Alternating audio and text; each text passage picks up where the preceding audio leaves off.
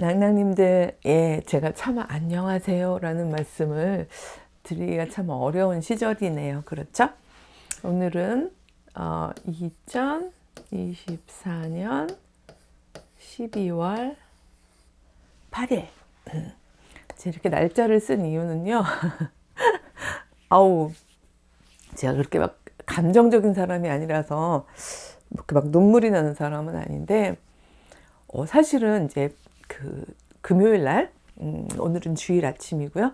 금요일 날 이제 수업 종강, 이번이 종강 주간이라서 교수자들은 마지막 강의를 준비할 때, 물론 이제 막 행정에 치여서 빨리빨리 얼른 끝내자라고 생각할 수도 있지만, 대부분은 말 그대로 프로페서 하는 사람이 프로페서잖아요.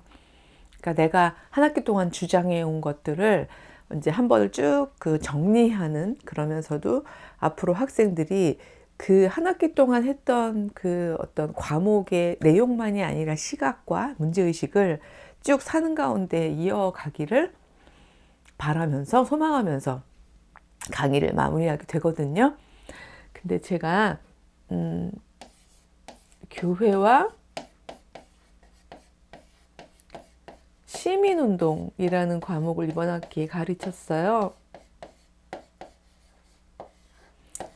뭐 시민운동사야 뭐 정치학에서든 사회학에서든 얼마든지 가르칠 수 있죠. 근데 저는 근현대 모던, 사실 시민운동이라는 것 자체가 이 말대로 시민이잖아요. 신민이 아니라. 그러니까 시민이 발생하고 난 뒤에 운동이어야지 이제 시민운동이라고 붙일 수 있기 때문에, 아무래도 근현대, 즉 모던한 사회가 이제 생겨나는 그 시점부터 이렇게 연결을 할 수밖에 없고, 그리고 이제 그 맹아가 되었던 사건들도 이제 그 전에부터 좀 살펴보긴 하겠지만, 궁극적으로는 이 모던 소사이어티, 즉 근현대 사회로 넘어오면서부터 할 수밖에 없는 어떤 그런 배치고 단어 자체가요. 다만 이제 그 운동을 쭉 전개해 나가면서 교회는, 그 세계교회도 또 한국교회도 어떤 방식으로 시민운동과 맞물려 있었나 하는 거를 이제 쭉, 정말 16세기 프로테스탄트 운동부터 시작해서 쭉 한 걸음 한 걸음 왔거든요. 제가 약간 울컥하고 눈물이 나는 게 그래서 그런 거예요. 딴 게 아니라 한 걸음 한 걸음, 사실 역사에는요, 그 작게 작게 미시사로 들어가게 되면 후퇴했던 사람들도 분명히 있고, 후퇴했던 선택도 있었고, 정말 어디까지 간 거지 하고 싶어서 뒤로 물러났던 사람들도 있죠. 뭐 그게 개인이든 어떤 단체든 어떤 시기든, 그쵸. 그러나 이제 그때 뭐 저만 그렇게 생각하는 게 아니라 많은 분들이 그렇게 생각하실 텐데, 쭉 이렇게 이걸 역사로 훑어오다 보면 전진해 왔어요. 이 전진이라는 건 특정한 이데올로기를 향해서 전진했다는 게 아니라, 소위 말해서 보편 가치라고 해야 될까요? 이쯤 되면 우리 낭낭님들 눈치채셨겠지만, 제가 오늘 성경 공부 진도를 못 나가고 있는 거죠. 아침에 고민을 많이 했는데 마음이 나가기가 참 어려운 것 같아요. 자, 우리가 알고 있는 보편 가치요, 그쵸? 사랑이 뭐야? 뭐 이 내용에 대해서는 서로가 이제 이야기가 하면서 그 다른 이야기들이 서로 이렇게 이야기가 경쟁할 수는 있지만, 사랑이라는 게 보편 가치라는 거, 뭐 그쵸? 정의라든가 평화라든가, 그쵸? 이런 얘기를 했을 때 다들 나 평화 싫어, 나 사랑 싫어, 정의? 그건 니들의 가치지, 이렇게 얘기하진 않죠.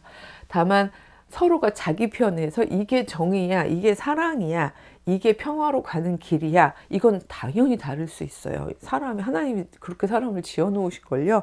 답이 하나가 아니게 지어 놓으셨는데, 그러다 지향점이라, 가야 하는 길은 모두가 끄떡일 수 있게 그렇게 우리 사람을 지어 놓으셨는데, 역사를 길게 보면, 특히 시민운동사를 놓고 보면, 그래도 보편 가치를 향해서 나아가고 있구나라는 걸 확인을 할 수가 있어요. 그래서 한 학기 동안 진짜 가을 이제 시작, 아직 더위가 가시지 않은 9월 초부터 16세기부터 한차근 오고 있었거든요. 그다음 마지막 종강을 딱 만나는 금요일에 종강이었는데 우리 낭낭님들을 포함해서 대한민국 모든 국민이라는 이름은 이제 네이션 스테이트, 하나의 민주국가 단위 안에 있는 구성원을 얘기할 때 저희가 국민이라고 부르지만 근현대적인 저희들의 어떤 그 법적 지위 이제 혹은 구성원으로서의 정체성을 얘기한다면 시민이라고 이제 부르는 것이 저는 조금 더 낫다고 보는데, 가깝다고. 모든 시민들이 사실 잠을 이루지 못했던 일이 12월 3일 저녁 늦게 일어났었죠. 수요일 저녁 늦게네요. 목요일날 하루 너무 허둥허둥 그 밤이라고 해야 될까요? 그러니까 3일에서 4일 넘어가는 밤에는 저는 그래도 당황스럽고 막 너무 저한테는 뭐 그렇게까지 직접적인 건 아니지만 그래도 제가 87 학번이다 보니까 그 봄을 통과했던 그 기억을 가지고 모든 사람들이 가지고 있는 공통의 기억들이 있기 때문에 여러 가지들이 막 교차하면서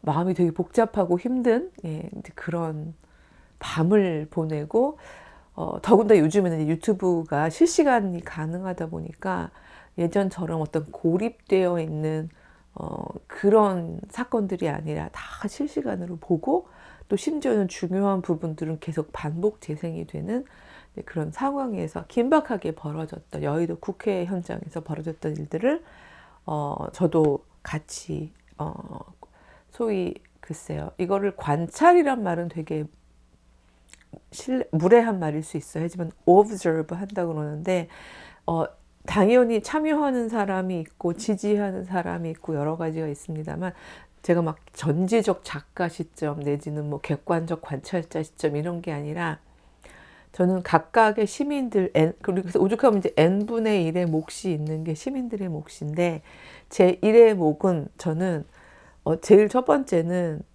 observation, 즉 저는 저의 몫은 처음은 무슨 일이 일어나고 있지? 왜 일어나고 있지? 이게 지금 어떻게 가고 있지를 길지 않게 우선은 즉각적 행동보단 저는 관찰을 하고 파악하고 생각하고 하는 것이 저에게는, 그러니까 이 일에 해당하는 저에게는 저의 1차적 목표라고 생각해요. 저의 일이기도 하고. 그러니까 제가 가지고 있는 이제 여러 가지 배치들 때문이죠. 기독교 사회윤리학자로서도 그렇고, 그렇다고 모든 기독교 사회윤리학자는 처음부터 포착하고 관찰하는 게 먼저다 이런 이야기는 아닌데, 그러니까 저는 제 스스로가 이 큰 상황 안에서 이제 저의 가장 즉각적인 처음 행동은 what's going on, 여기서 무슨 일이 벌어지고 있지를 먼저 좀 약간 전반적으로 파악하는 거, 그거를 저는 제 일이라고 생각하고 있어요. 그러다 보니까 전 87년에도 좀 늦됐어요. 그 모든 게 참여하는 것들이. 그래서 그 87년도에 제가 대학교 1학년이었는데 선배들이 저한테 선배가 하라 그러면 하는 거지, 따르라 그러면 따르는 거지, 너는 뭘 이렇게 자꾸, 잠깐만요, 생각을 좀 해보고 요라, 지금 생각할 시간이 어디 있니, 막 이러면서 굉장히 많이 혼났는데, 그냥 일단 제 기질이고, 저는 오나 보니까 많은 시민들은 우선 먼저 생각하고 행동해야 한다는 부분에 있어서는 전 여전히 제 그 입장이 바뀌진 않았어요. 그래서 제 기질과 뭐 제가 가지고 있는 어떤 제 전문 영역에서의 입장이 만나면서 저는 먼저 전반적으로 포착하고 생각하고 이제 그 다음에 행동하는 방식으로 이제 나아가는 이제 그런 사람인데, 그래서 그날 밤에 너무 많이 이제 관찰하면서 생각을 한 거죠.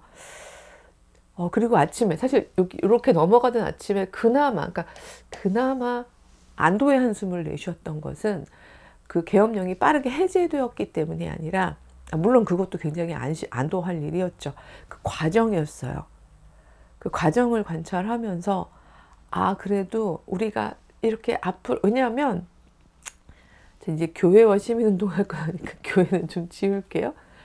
시민이 등장하는데 제일 중요한 건요, 제가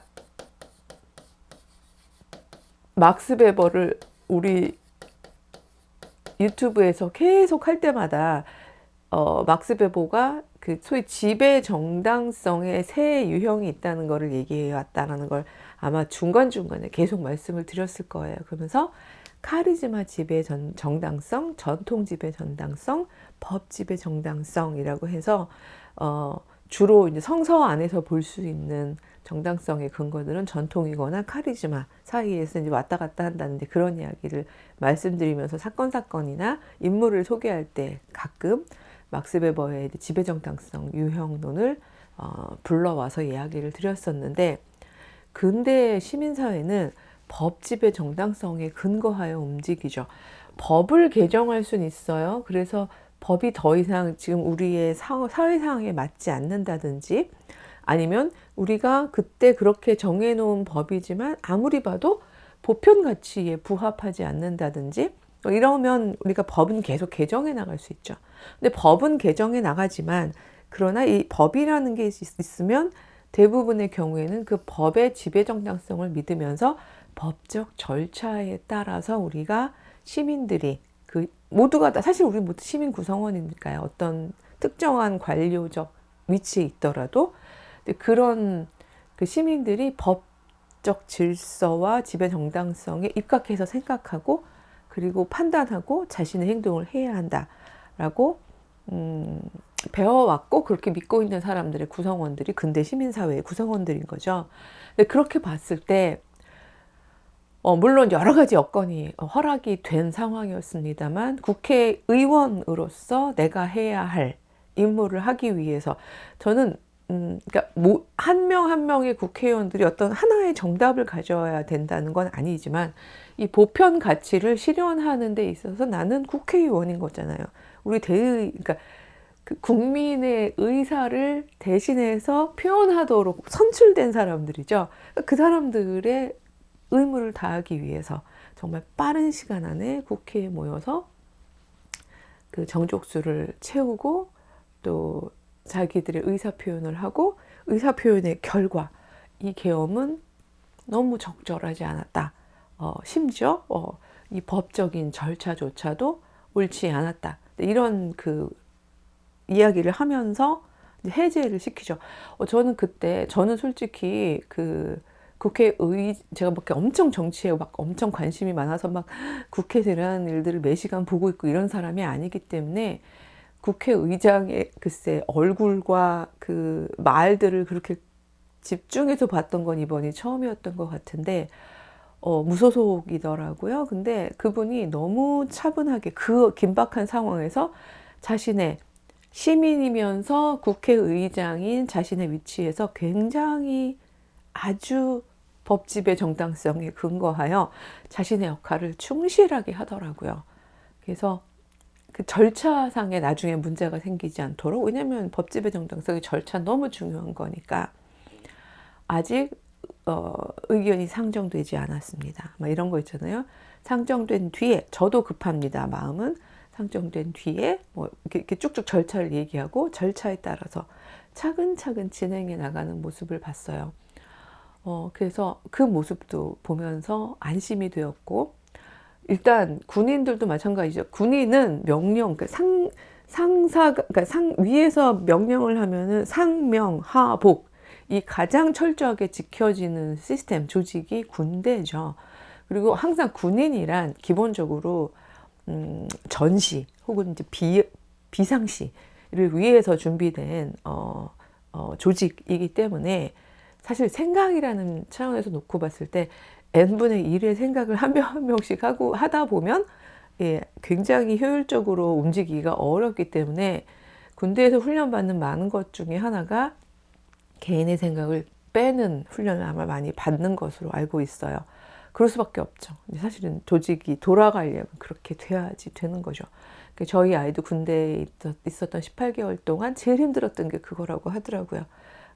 엄마가 맨날 생각하고 행동하라고 그래서 정말 매 순간 생각하면서 행동을 했던 아이가, 그리고 또 성장하면서 그게 옳다고 생각했던 아이가 18개월 동안 아주 그릇된 일은 아닐지언정 네 생각대로 하지 말라고 얘기하는, 그게 그러니까 생각을 멈추는 게 되게 힘들었다라는 이야기를 했었는데, 저는 그날 투입됐던 군인들 중에서도 뭐 옳았다, 너희는 자체가 이런 어떤, 저는 집단으로 얘기하는 게 아니라 그냥 한 명 한 명을 놓고 그 한 명 한 명의 움직임을 볼 때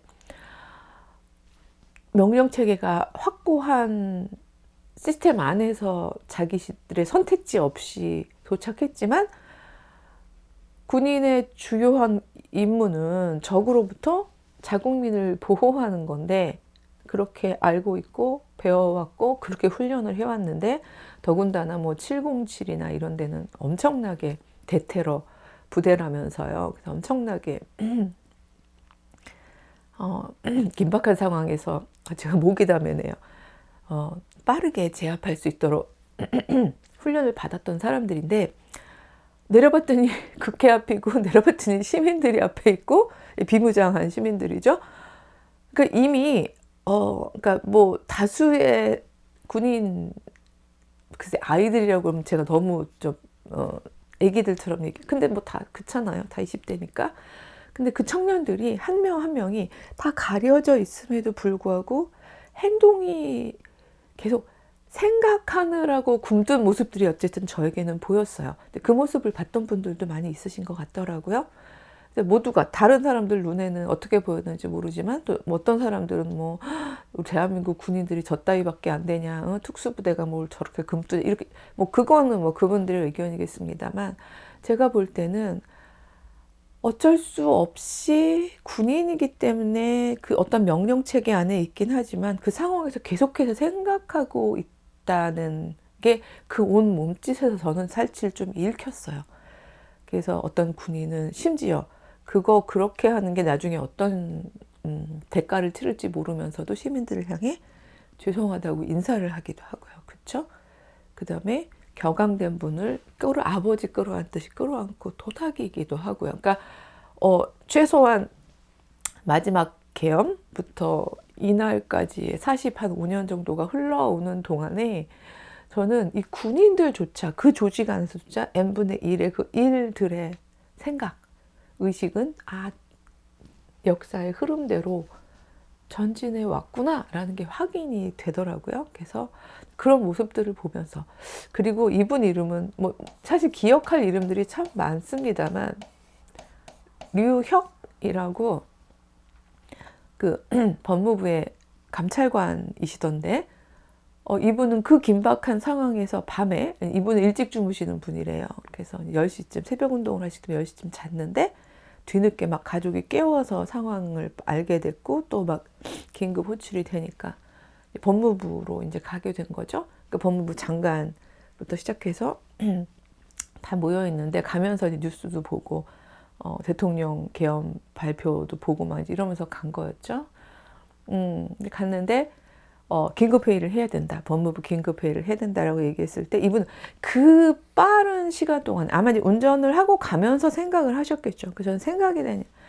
그 빠른 시간에 이분이 가졌던 결정은 본인이 검사 출신이고 법을 가장 잘 아는 사람으로서, 그리고 이 공무원 조직도 사실은 이 조직 위계가 굉장히 명료한 체계이기 때문에 n분의 1로서 그 안에 있으면서 제 생각은 좀 다른데요. 이럴 수 있는 시스템이, 의회는 n분의 1의 의사를 표현하는 공간이지만 그런 시스템이지만 행정관료 체제는 그렇지 않거든요.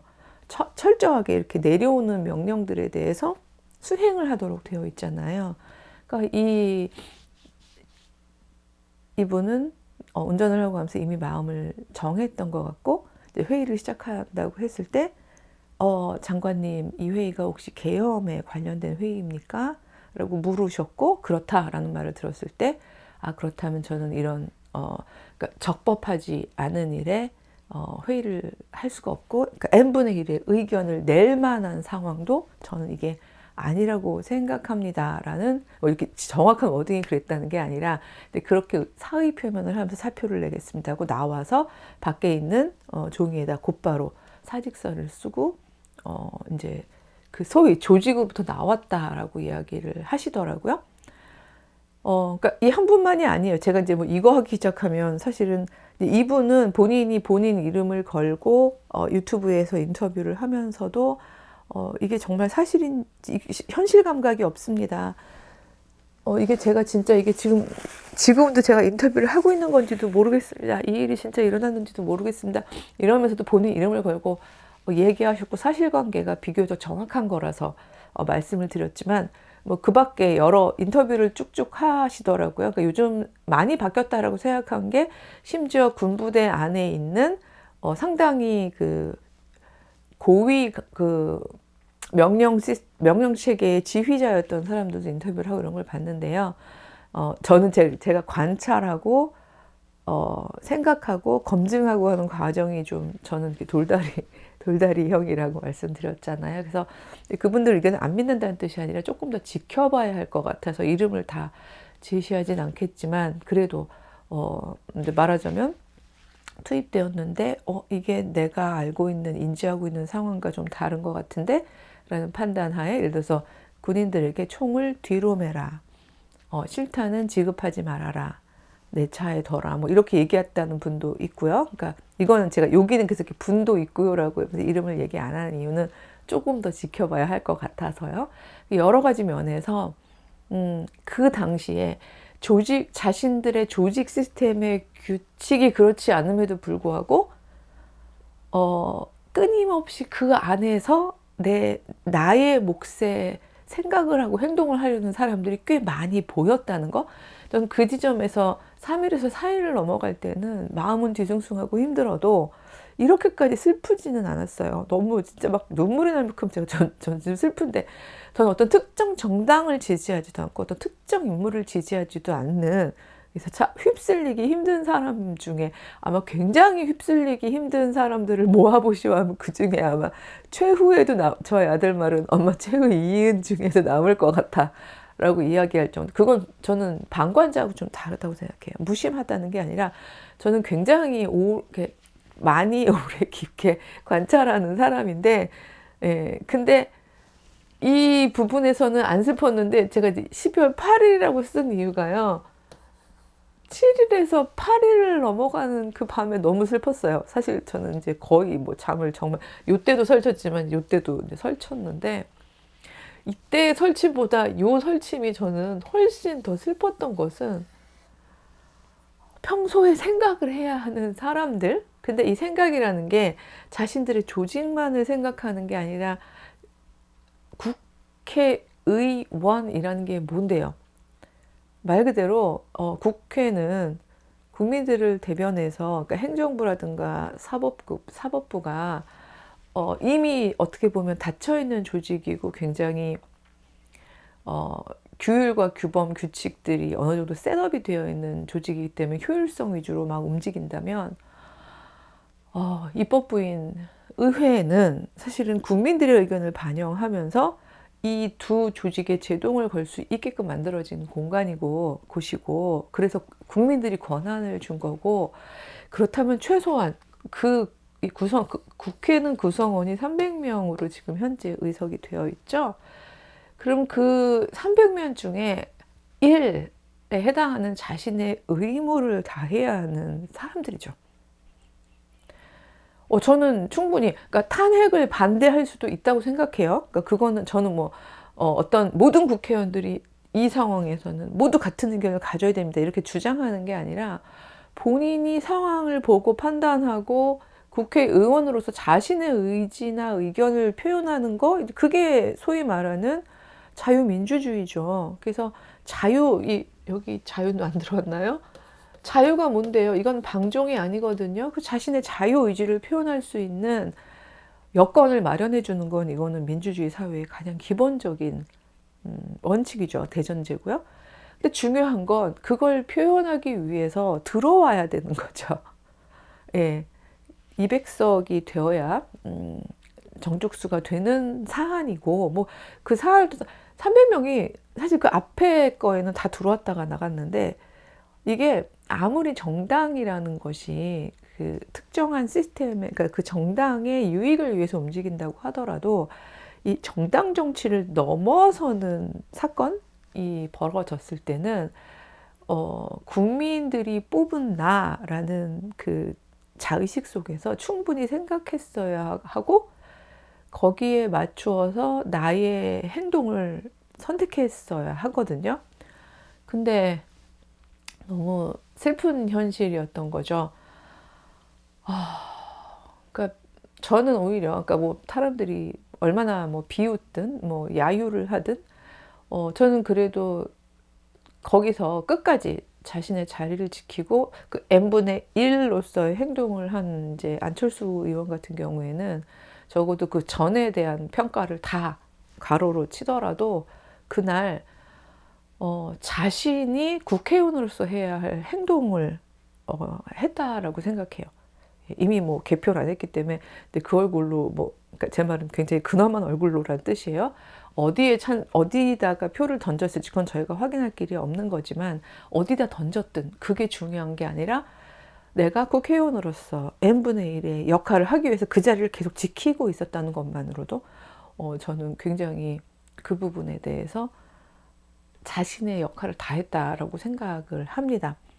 국회의장이 끊임없이 돌아오십시오, 국회로 저 거의 댓글, 실시간 댓글도 막 보고 그랬는데, 목사님 같아요, 무슨 부흥회하는, 그러니까 말하자면 교회에서 집회하는 것 같아요, 회개하고 돌아오세요, repent, 제발 길에서 돌아와, 어서 돌아오, 찬송가 부르고 싶어요, 막 이런 댓글들도 봤는데요. 있어야 할 곳에 있지 않은 그 대의, 즉 국민의 의사를 대표해야 되는 사람들의 그 엄청난 부재 상태를 보면서 제가 너무 슬펐던 것 같아요. 너무 슬펐어요. 같아요가 아니라 슬펐어요.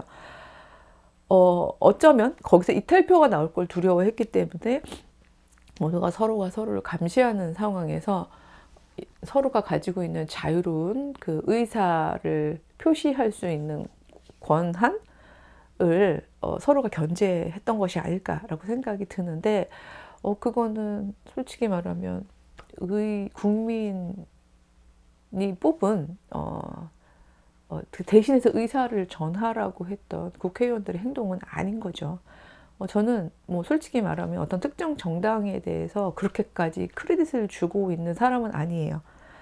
왜냐하면 정당이라는 것 자체가 이익 추구 집단이기 때문에 되게 이 보편 가치로부터 멀어질 수 있는 가능성은 언제든지 있거든요.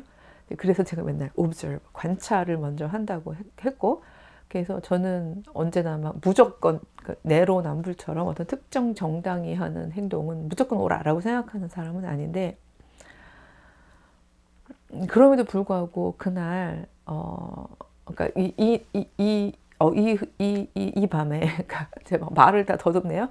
그러니까 아침 부재 상태였다는 것, 국회의원인데 국회의 그 중요한, 대한민국을 놓고 봤을 때 중요한 사안을 정하는 곳에 와 있지 않았다는 것, 당연히 부라고 쓰면 되는데, 그게 당론이고 본인도 그렇게 생각한다면 부라고 쓰면 되는데, 그 부분조차 서로 혹시 무기명 투표기 때문에 그 안 나오면 어떡해라는 그 두려움들이 서로가 서로를 그렇게 견제한 게 아닌가라는 생각이 들면서, 그 자리는 개인의 이익이나 한 정당의 이익만을 위해서 뽑힌 자리가 아닐 텐데 라는 생각이 너무 슬펐던 것 같아요. 근데 그 슬픔의 정점을 찍어준 게 아무래도 이제 이런저런 걸 보다 보니까 제 페이스북에서 이제 뭐 친구들이 뭐 이런저런 얘기하는데, 한 분이 이제 아마 여의도에 다녀오셨나 봐요. 저는 다른 일정이 있어서 일정을 소화하면서 계속 보고 있긴 했었는데, 돌아오는 길에 그 이번에 20대 여자 청년들이 그 모든 인원 중에 반수가 넘었었고, 그리고 그 본인들이 그 생각과 선택에 의해서 그 아이돌들 그 뭐죠? 응원하는 그 응원봉을 다 각자 다 다른 색깔, 색깔 그걸 다 들고 와서 했다라고 하던데, 그러니까 획일적이지 않은 선택들이지만 하나의 방향을 향해서 가는 그 모습을 보면서 어른들이 신기하기도 하고 놀랍기도 하고 소망스럽기도 했다, 뭐 이런 표현들을 하시기도 하던데, 한 여학생한테, 아마 여학생이든지 아니면 여자 젊은 청년한테 물어봤나 봐요. 어떤 기자가 오늘 패배하셨는데 소감 한 말씀 부탁한다고.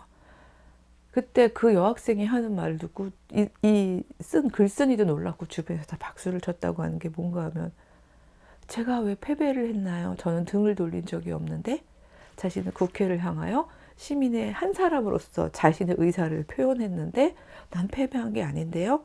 라고 얘기를 했다는 거예요. 그러면서 패배하신 분들은 자신의 의사를 표현하려고 돌아오지 않은, 그리고 등을 돌리신 분들이죠. 라고 이야기를 했다고 하더라고요. 그래서 저는 너무 글쎄 기특하다는 말도 오만스러운 말인지 모르겠습니다만, 분명히 생각은 다를 수 있어요. 우리 낙나님들 중에서도 백수진 교수님 알고 봤더니 왼쪽이시구나, 뭐 이렇게 생각할 수도 있겠죠. 전 왼쪽 오른쪽이 아니라 말이 이상한데 왼쪽 오른쪽은 제 쪽이 아니에요. 저는 보편 가치를 추구하는 사람들이 많은 쪽을 상대적으로 선택하고, 그리고 또 그쪽으로 나아가는 사람들을 상대적으로 지지하고 이런 쪽이에요. 그래서 왼쪽 오른쪽이라고 얘기하고 싶지는 않아요. 만약에 그런 성향을 왼쪽이라고 얘기하신다면 뭐 그건 어쩔 수 없지만, 저는 윤리학자로서 보편 가치를 지향하는 사람들을 지지해요. 왜냐면 제가 정치가는 아니기 때문에 그걸 향해서 제가 뭐 투사처럼 나가는 사람은 아니고, 우리 학생들에게도 그렇게 해야 된다고 가르치고, 저도 제가 해야 되는 몫이 있다면 그 방향으로 선택하는 역할을 하는 쪽이죠.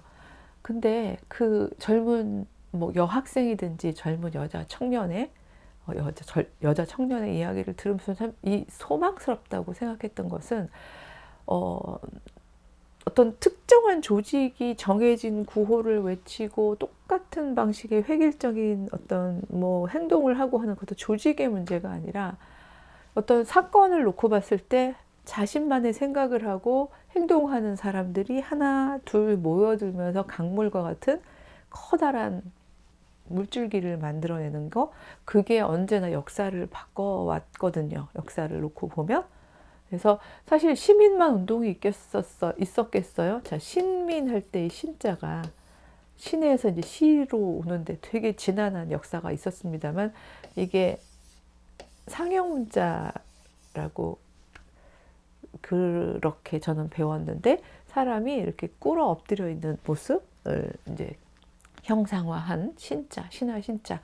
무조건 위에서 명령하면 무조건 꿇어 엎드려 복종하는 그런 사회가 전통사회였고, 그 전통사회는 군주가 있고 신민이 있는 그런 사회였다면, 이런 사회로부터 시민사회로 오는 데까지 얼마나 많은 피를 흘리고, 얼마나 많은 사람들이 희생당하고, 얼마나 많은 사람들이 나는 나다, 나는 주체다, 난 내 생각이 있다, 나는 내가 생각하는 바 보편가치에 합당하도록 행동할 것이다 라고 싸우면서 피를 흘렸나라는 생각을 저희가 돌이켜 봤을 때, 이렇게 오느라고 정말 애를 쓴 이 역사 속에서 와우, 이걸 다시 돌리겠다고 하는 이 너무 엄청나게 띵 하고 정말 아직도 어지러워요. 제가 웬만해서는 일상을 소화하는 사람인데, 일상을 소화하기가 너무 어려운 며칠을 겪었고요.